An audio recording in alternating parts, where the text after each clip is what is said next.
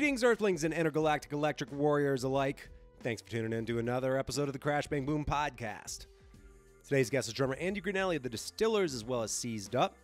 And Andy and I get into all sorts of goodness, ranging from his 6'6" frame and the opposite trajectory he and I had with studying the drums, the awesomeness of both the early 90s and the Guns N' Roses' Appetite for Destruction record, clown feet, spiral staircase gigs, and a whole lot more.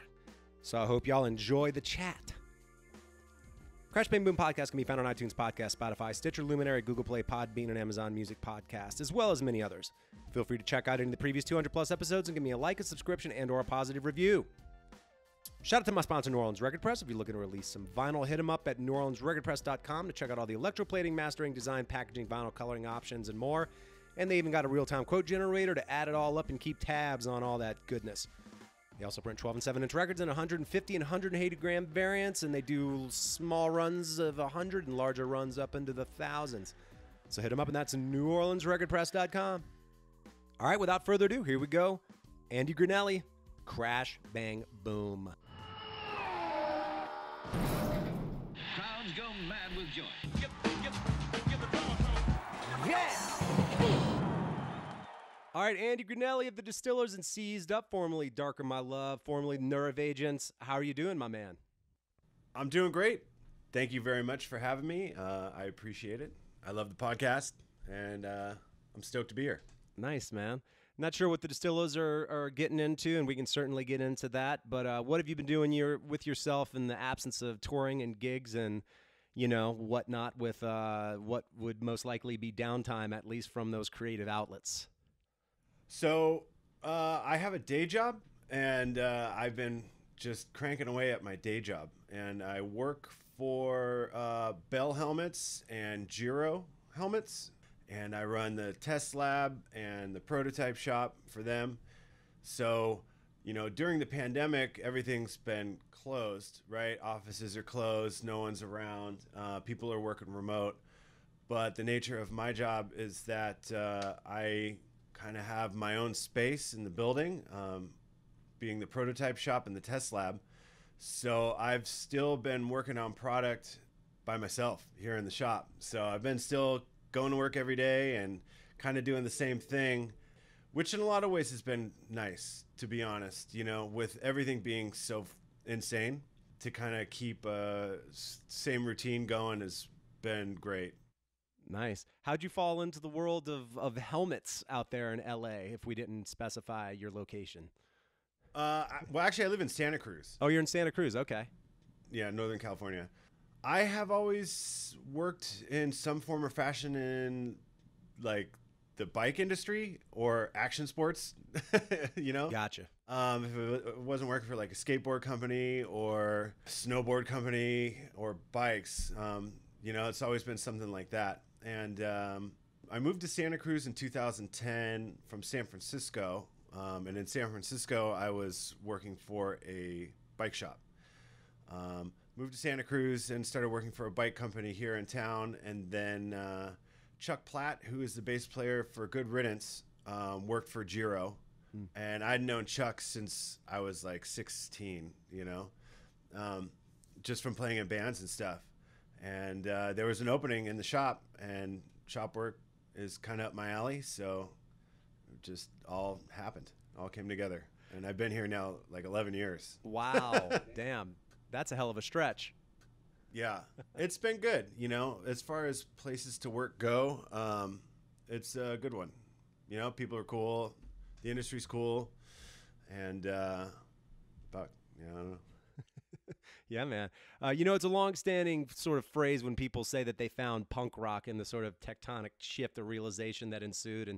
But you're a guy who has primarily, at least to my knowledge, played a lot of punk rock. So I guess what was that realization or moment for you that led you in this direction? Well, in a lot of ways, the punk thing kind of came out of my environment. When I was younger and living in the Bay Area, there's this place in Berkeley called 924 Gilman Street, and you know, it's like famous for Green Day and Rancid and Jawbreaker and all these East Bay punk bands. And you know, in the 90s when I was in junior high and high school, you know, it was like the refuge, you know, and kind of had like a weird, well, I had like divorced parents and I had to go to my dad's house, and it was like always just kind of like a weird thing. But I was able to find out about Gilman Street through friends. My dad lived in the East Bay, and there was a kid next door that kind of turned me on to the place. And then in junior high, met other kids who, through skateboarding actually, who were into punk rock and skateboarding, because it's kind of like what went together, you know? Thrasher magazine had like the music column and stuff, and skateboard videos always had great music. And so like learning about it through that. A lot of times those bands were Gilman Street bands, you know? So we would go and learn and figure it out, just seeing that these guys are just like me. And I could do that too. So I did. Yeah, the 90s, I think back on it as well. I, too, was in junior high. In 91, I was still in junior high, so I think I just got into high school around 92, 3, 4, 5, something like that, through those years. But yeah, it was such a crazy time. I mean, I was going to the Lollapaloozas and getting into just so much music that had dropped. And I talk about the year of 1991 alone with the diversity of output from so many bands, and what an incredible, outrageously incredible year that was for music. And I'm just glad that I was alive and around and going to see it at that time. Yeah, the 90s were great, you know. That documentary or movie, The Year Punk Broke, have you seen that? Yeah, man. It's such a trip to think about the 90s kind of being like this like last really innocent kind of time, you know, where you could be a kid, go outside and not, you know, before the internet, before 9/11, you know, before all this stuff happened. Absolutely. And society was just it was different, and I remember it, you know. I think there's like a nostalgia about the 90s because of that, you know. And then you watch movies like Kids, you know, and you're like, oh, like, wow, that's like, I knew these people, you know, like that is, and it's just so documented. For sure. Like that was me, you know. And you can always like look back to it. Now things are completely different. Yeah, man. When you think back to some of the bands that you were into when you were first finding the drums and playing in bands and kind of getting out, were there any drummers, local or otherwise, that happened to have made an impact on you in those formative years when you were kind of just learning your way around the instrument as well? Yeah, I mean, in junior high school, like everybody loved Rancid. And Brett Reed was an awesome guy and really welcoming and nice, and you could talk to him, you know?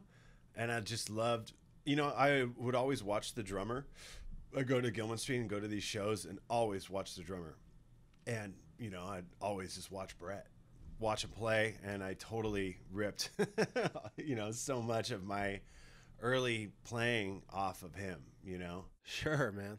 All those little fills and just stuff you do, you know, and I can't tell you he was like the best, technically best drummer, but he had that flavor, you know? Sure. And so for me, it was Brett Reed for sure. And then like later, I also loved like Led Zeppelin and Bonham. Ah, totally. Because that's just so undeniable. You know, you hear those songs and you're like Black Dog, rock and roll, you know, you're like, wow, this is the ocean, you know? Yeah, man. This song is good because the drums are awesome. 100%. And what's amazing about Bonham is that, you know, he had such a style and such a specific sound that you could hear that on the records, but they were capturing his live sound. So then when you'd hear them live, he had that sound as well. It was one of those kind of rare moments where it transferred to both live and recording, and the guy had such an undeniable presence, feel, groove, sound, everything in between. Yeah, I mean, it's, yeah, I don't, what else can you even say, right? Yeah, he was perfect. You know, his playing is perfect. Totally, man. It's funny. I kind of gravitated towards like some of the punk rock guys, I guess, that maybe were a little bit more of the chops end of it. And, you know, I mean, even if it was like early Police with Stuart Copeland or the drummer of No Means No, I think that's John Wright. I forget which of the Wright brothers, but those guys that could like kind of had punk rock attitude and spirit, but also kind of had some chops to boot. You know, and I dug those, like those almost those two guys in particular. I was like, man, I really love the spirit of what they're playing, you know? Yeah. it's a funny thing to play fast and powerful too. Yes. And it's so much of it's technique, you know, and you kind of, like, I kind of did it backwards where I think, like, you know, like they talk about like the Mueller technique, you know, to kind of like that, like whipping motion with your arms, and realizing later in life, like, oh, like I was kind of doing, like, kind of figured that out of like necessity, trying to like just keep up, you know. I hear you. I never took drum lessons, you know, so I kind of found out about all this stuff later. And then as like a young person too, I was kind of like I don't know how to say it, but maybe a dumbass, you know, just thought like I could figure it out on my own. Yeah, I withstood taking lessons for some years, and partially because one of my high school teachers, my band instructor at the time, he said, if you're going to take lessons, make sure they don't deprive you of your style. You sound like you have a little bit of a style, so if you're going to go take lessons, at least keep your style in mind, and then technically you can learn what you need to learn from them and then build that up on top of your style, but don't forget your style. And I was like, wow, man, that's what a fucking great line that was. I still remember it to this day. I mean, that's one of the reasons, and at least the reasons I made up for myself why I didn't take lessons, because I thought you were going to go to these places and they would just kind of take away all your flavor, you know. They'd tell you like, oh, you got to hold the sticks this way, and it's all got to be this kind of regimented thing. And then not learning till later in life that, like, these are just techniques you have in your toolbox. You don't, you know, you apply them to yourself. You don't live by them, you know. There's a gray area there. It's not as black and white. Absolutely, man. When you think back to some of those bands that you were into at the time when you were a kid, are there some of those that stood the test of time? Because, you know, I mean, I grew up, I was born in, I guess, 76, so I was definitely around for the 80s. So while I wasn't playing drums necessarily in the 80s, I was definitely listening to all the hair metal and then the Cult and then like Guns N' Roses in 87 and all that stuff. And, you know, some of it didn't necessarily age so well. So I'm just curious of some of the stuff that you came up on. If you listen back to it and you're like, you know what, this still has it. This is still killer. I was born in 79. So kind of, you know, same with you, like with the Guns N' Roses thing, Appetite for Destruction came out and you were like, wow, you know, this is insane. Totally, man. And I was in the 6th grade. No, I think I was in the 5th grade when that came out. And thinking like, oh, this is like what bad kids listen to, right? Yeah. And then kind of like looking around and being like, I like it, you know? Is this okay that I like it? And the drums were so clear, you know? So in the 4th grade is when I was exposed to like being able to play the drums. And in my elementary school, they were like, you could do band now that you're a 4th grader. Here are the list of instruments. And we had like an assembly. And they're like, you could play the horn or the clarinet or this or that or the drums. And it was just looked really cool, you know. It's like, I want to do that, you know, that's what I want. And so I had then in the 4th grade kind of been like on this like bend to be like, where's the drums, you know, what are drums? And so when Appetite for Destruction came out and you could hear them, I was like, oh shit, those are drums, you know. Oh, totally. Hell yeah, Mr. Brownstone, you know what I mean? Crank it. What is that? You know, Mom, what does he mean? You know, and my mom being like, fuck, what? Like, this isn't, no, son, you know? Oh my God, man. Conversely, there are some music that my parents were into, and I was like, I can't be digging the shit that my parents were into. Then inevitably I found that I liked it as I got older, you know. And like, funny enough, like early country music, like all the Johnny Cash and Waylon Jennings and George Jones, and like, and my mother listened and like would sing Emmylou Harris songs, and because she was listening to that, she also listened to Tom Waits, so she kind of had like a strange little pot that she was stirring sonically with that. But those are like some of all those aforementioned artists are all artists that I kind of like ended up gravitating towards, despite sort of dismissing it early on because my parents were into it. It's kind of funny. I mean, do you have any of those bands that you got into more recently that you might have dismissed at the time? No. For me, I kind of just always liked it. I didn't care. Like, if my parents liked it, I wasn't like, ugh, that's lame, you know? I mean, and really it was just my mom. Like, if my mom liked it, I was like, okay. Maybe Hall & Oates. You know, my mom was like really into Hall & Oates. I thought that shit sucked, you know? But you know, like Credence, I was like, I still do and always will love John Fogerty's voice, dude. I love Cosmo's drums. Like, man, you know, that's some awesome stuff. And I'll put on like Green River and play the whole record just to practice, you know, because it's awesome. It's fun. It's great. I love it. Hell yeah, man. You mentioned CCR. I mean, in thinking about that, I think about people with raspy voices, and we can certainly talk about Brody's. But I mean, I love Fleetwood Mac because I love Stevie Nicks' voice. She has that rasp. Obviously, John Fogerty has it. I mentioned Tom Waits. He's on another end of the spectrum, as is somebody like Howlin' Wolf. But I have historically loved people that have a little bit of inner distortion and how it just kind of the voice naturally breaks up. And Brody is certainly a case of that. So I guess we can talk a little bit about the Distillers. But how'd you end up getting that Distillers gig in the first place? So, you know, being from the Bay and Gilman Street, you know, those Rancid guys were around a lot, and I knew them. And my band, Nerve Agents, played a lot, and we were around a lot, and the band started getting more and more popular. We had 2 records on Revelation, and then Tim and Lars approached us from Rancid, and they were like, you know, we want you guys' 3rd record to be on Hellcat, which is, you know, Epitaph, Hellcat. And so we were like, yeah, okay. And at the time, Brody was married to Tim from Rancid. And Brody had just started Distillers. She had Kim playing bass and Matt Young playing drums. And she released a 7-inch, 4 songs, and then they had like a demo. We were bringing them on shows. They were opening for us, for Nerve Agents, all the time, and coming up to San Francisco, and then we go down to LA, and they'd open for us down there, and you know, so we became fast friends, and you know, Brody and I became friends. We became close, and as time went on, they had some inner struggle in the band, and she ended up breaking the band up, and you know, she was going to quit and just stop playing. But then she had also had this tour booked, and it was like an opening slot for Rancid and AFI. And it was in the winter of 2000. It was going to be like a big tour. It had like a lot of promotion behind it. And she had no one to play. And we talked. I was like, I'll do it. You know, I already know these songs. Like, let's do it. And so I did it. And I got the bass player from the Nerve Agents to fill in as well. And then after the tour, it was kind of like looking around, and Nerve Agents, you know, man, all I've ever wanted to do is play. You know, I want to play drums. I want to go on tour.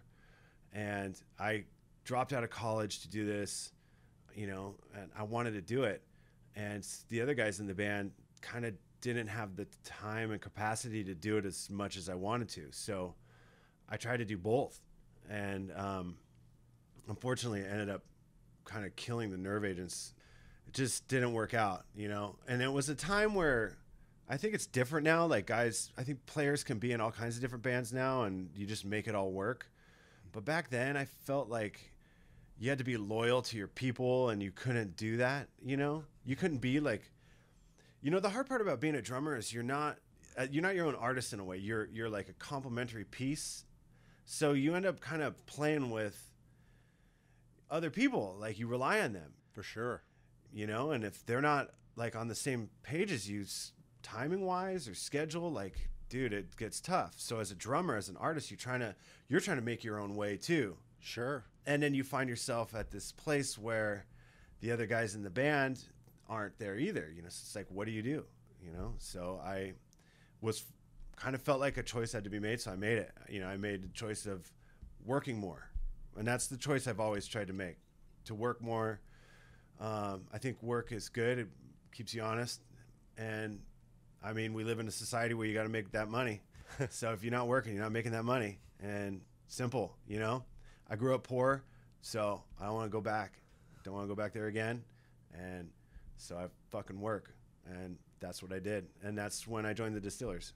Nice, man. I guess once you started playing with them beyond that first tour, it sounds like, and you became a member, what were some of the cooler gigs that you played? Because I've definitely seen quite a few online. It looked like y'all played some really awesome shows.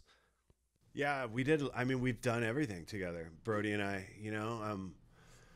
Toured the world and just played with every band you could think of.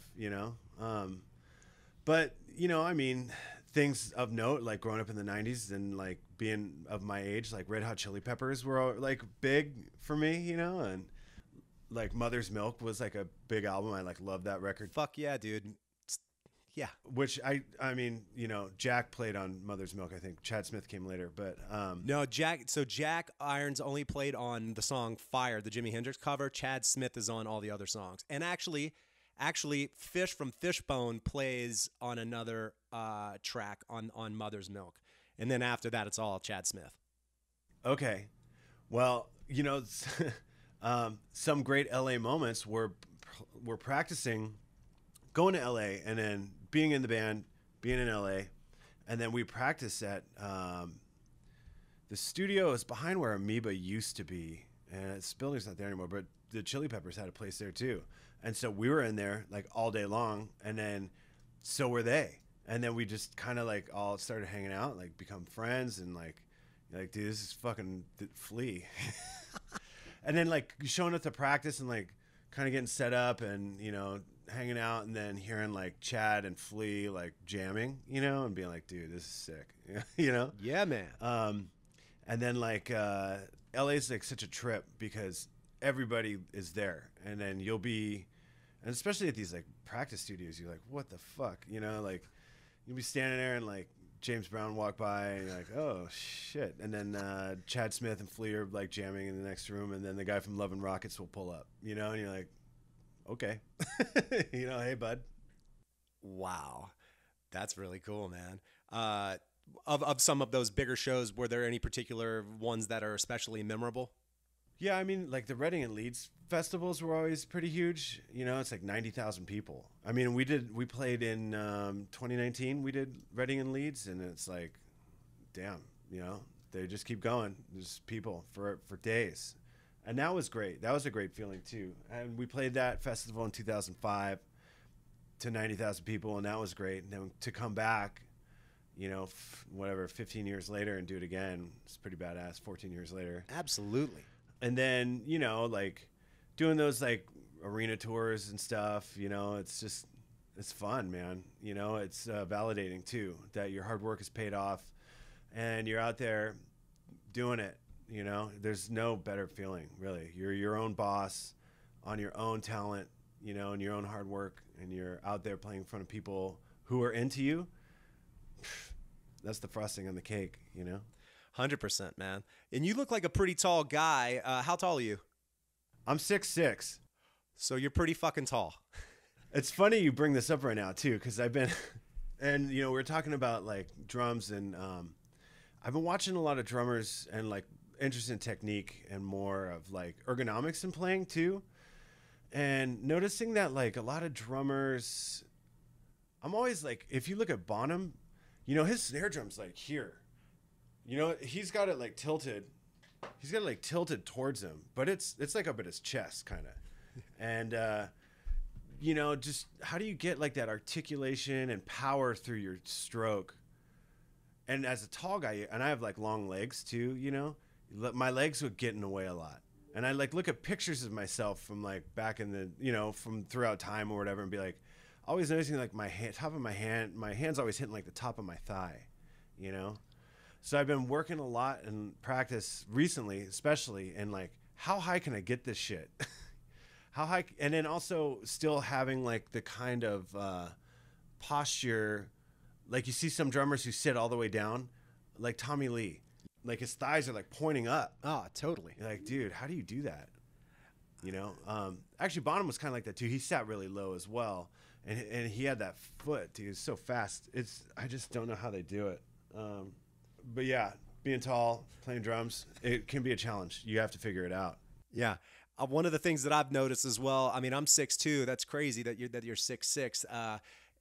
When I watch people's foot technique, it's kind of funny because I'm like, I mean, I wear a size 13 shoe, so almost any footboard still feels like kind of small to my big dumb foot. And it's one of those things as well. And I sat high, and then I've been actually sitting lower, but never to the point where my knees were pointing up, which I've definitely seen Tommy Lee did that. A lot of people in the 70s did it. People were just sitting so low. And every time I see, honestly, Chad Smith to this day still sits super low. And when I see that, I'm like, how do your knees take it? So, because from my perspective, that's putting all the pressure on your knees. I just feel like you'd be blowing your fucking knees out doing that. Your knees, and also like to, I don't know. It's just a balance thing. I think it's like a lower core maybe thing too. Like you just have those muscles down there, and that's just kind of the way it all works out. But for me to play fast, you're kind of like kicking up back and forth on the foot pedal, on the footboard, Even that is like, some dudes kind of like bounce their heel back and forth, like, or to the right and to the left to get like triplets on the kick. I go up and back. I found just like go up the kickboard and catch it, first stroke low, second higher and higher. DW. So it's interesting too, with your comment with the footboard and the being small and having big feet, which I also have clown feet too. DW made the like long footboard. Dude, I don't like it. I'm so used to playing the normal one. That's the one I rock. And then you just find that like balance point, back as far on the footboard, you just find it's a balance thing. It's all a balance thing. Absolutely, man. We mentioned some of the like cooler big shows and whatnot that you play with the Distillers. I always like to ask people when they played shows and you think about the highs, to think back like at the early point of some of the shows that you played that might have been just completely fucking ridiculous for a myriad of reasons, whether that's just equipment malfunctions, strange crowds, strange bar, strange whatever, strange all of it together, compiled in one absurd gig or a few. So if you have any of those that you'd like to impart here, do tell. We did our first Europe tour was like 29 shows in 30 days. It was insane. It was like nonstop, no day. It was one day off. And I think we were like kind of halfway through. We hadn't had a day off yet. And we were just wiped out. And the shows we're playing with Agnostic Front. And those shows were fine. They're pretty big. And then our own shows in between, and our own shows always were horrible. There was like no one there. And so we had one of these days where it was like our own show, and it was in Lyon in France. And it was like, the old part of Lyon where the streets are super narrow, and it's like it's an old city, old European French city. And we get to this place, it's called the Blue Banana. We get out, and it's like, Jesus Christ, like, what is this fucking dump, We walk into the bar, and it's just like the bar, and then there's like enough room for people to sit. And we're like, where are we going to play? And they're like, oh, no, the venue's upstairs. And you look in the back of the room, and there's this like wrought iron, like circular staircase that goes up to the second floor. Oh, Lord. And up there is a pallet with some plywood on it, and that's the stage, and it's big enough for like 25 people maybe. And we're on this tour with like rented gear, and all that stuff comes in these like giant road cases, and like everything's really heavy and annoying, and we're in this place. And so we get back into the van, and we all kind of look at each other, and we're like let's get out of here, just go, right? We get in, and our driver, tour manager guy, he's like really? And we're like, yeah, fuck this. We're out. Like, we can't. We're too tired. Like, we're going to die if we can't play that. We can't. Just go, right? And so he's like, okay. And he goes. And we're in this, like, long Sprinter van in this, like, little narrow street. And we get to the end of the thing, and it starts to curve around. We can't make it. And at this point, the promoter sees what's going on. He's like, Sacre Bleu, what are you doing? And we're like, oh shit, like, go. He's running after us, and we can't go. So he's got to pop it in reverse, and we like, dude, past the venue. And the guy's pounding on the van, and he's like calling us sellouts and telling us we play disco and like all this stuff, all these like French insults, and we bail. No way. We're all like in the back, like hiding under blankets, like, so you can't, like, don't look at me, and we split. and man, his phone blew up for like 3 days of just the promoter being fucking pissed off, and so we owe Leon a show. Oh my God, that's hilarious, man. I only played one show with a spiral staircase, and it was in Houston, Texas, and then it was in like a warehouse, so the spiral staircase went up and up and up, and thankfully we didn't have road cases or any of that shit, but we were a trio. We got all of our equipment up there, and then we get up there and we realized that they had been, whoever owned this place, they had been sending their dogs up there, so there was just like dog shit everywhere. I was like, wow, we just hauled like all this shit up a giant spiral staircase in a warehouse in the summer in Houston, Texas, to play up on top of a roof in front of nobody with dog shit everywhere. Oh, man. You know, dude, I played a show in Houston. Oh, wait, was it Houston or Dallas, dude? It was like one of those moments. You know, sometimes on tour you have these moments where everything's like real bliss. Sure. And it was in the summer. It was with the Nerve Agents, and it was fucking hot. But it was like in this warehouse. And shit, man, it was like a warehouse art gallery kind of place. And just I remember sitting out there looking at, it was Dallas, and looking at Dallas and being like, this is beautiful. You know, it was really nice. Like, man, it was hot as balls, but the show was super fun. And you have those moments on tour. And, you know, there wasn't like a ton of people there or anything, but it was just really great, you know? Absolutely. You know, you like go in and you're like, this place is like a piece of shit, right? And then they end up being like amazing, you know? Yeah, man, that's the way it goes. Well, with the Distillers, man, is there a record coming out, or what's going on with that? Yeah, so we've had a record in the can now for like almost a year, but dude, the pandemic has just like thrashed everything, and we could put it out, but it's kind of like the kind of record where you got to play it, you know, and it's the kind of songs that like it will be so much better live. I mean, it will be so much better if you can have those songs be played live, and it's not just the record being released, you know? It might be like an old school way of doing it, but it's like we kind of believe like you put out a record, you play it. You don't just put, you know, we're not like the Beatles, you know, where you just put records out and don't play. Like it's about the live experience, you know? Sure. So we're kind of looking for the right time, and I think it's coming, although fuck, dude, you know, now with this Delta variant, you know, it's going to be interesting to see what comes from Lollapalooza last weekend or whatever. Absolutely. Yeah, it's completely up in the air, man. Drum collection wise, and looking back on varying videos throughout the years, I've seen you playing all kinds of different kits. Obviously, if you're in another country that's rented or whatever, but drum collection wise, what's your go-to kit presently? Right now, I'm playing for Ludwig, which I'm very fortunate and very stoked to be a part of the Ludwig family as a Bonham fan. And Uli Salazar at Ludwig is a real awesome dude, and I love him. He's great.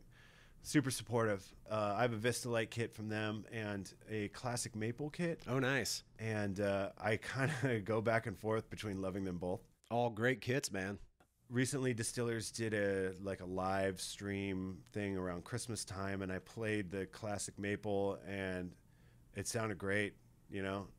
So probably the next touring cycle we do, I'll probably play the classic maple. But the new Vistalites sound really great, you know? They just, dude, I love the sound of Vistalites. And my practice kit I have at home is... I have two. I play Vistalite. I have like a early 70s amber Vistalite with like all the sizes that I scored. And I play that. That's like my practice kit. And then I also have set up a like a little 3-ply 2012-14 3-ply maple mahogany kit. And that thing's pretty awesome too. You know, it's interesting, like, you know, some drums just have that like special size, and like a 20 by 12 kick is really one of those drums, you know? I agree. I got a 20 by 14. It's a Sonar kind of jazz style, thin shell, you know, harken back to those Ludwig, Gretsch, Slingerland, etc. kind of jazz kits, 20, 12, 14. And yeah, when you sit behind it, it makes you play different.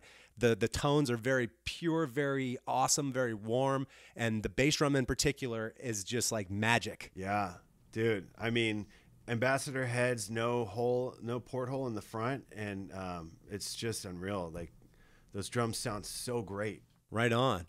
Well, man, it was fun talking to you, Andy. I appreciate the time, and it looks nice and sunny there. It's cooling down a little bit here in Utah, but in my driveway, like last week or so, it was 116 degrees, and like I'm from the swamps of Louisiana, so that humidity is a different thing. But like regardless, when it's dry and it's 116 and it feels like there's no ozone out here, so the sun just melts your fucking brain.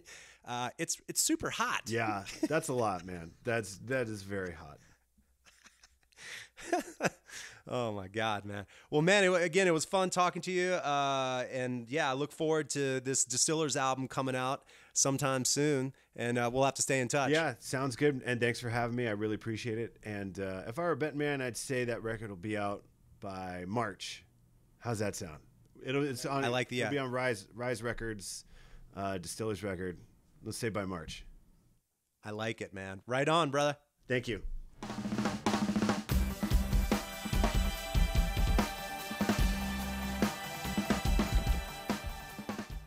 All right, everybody, thanks for tuning in. Thanks to Andy for rapping.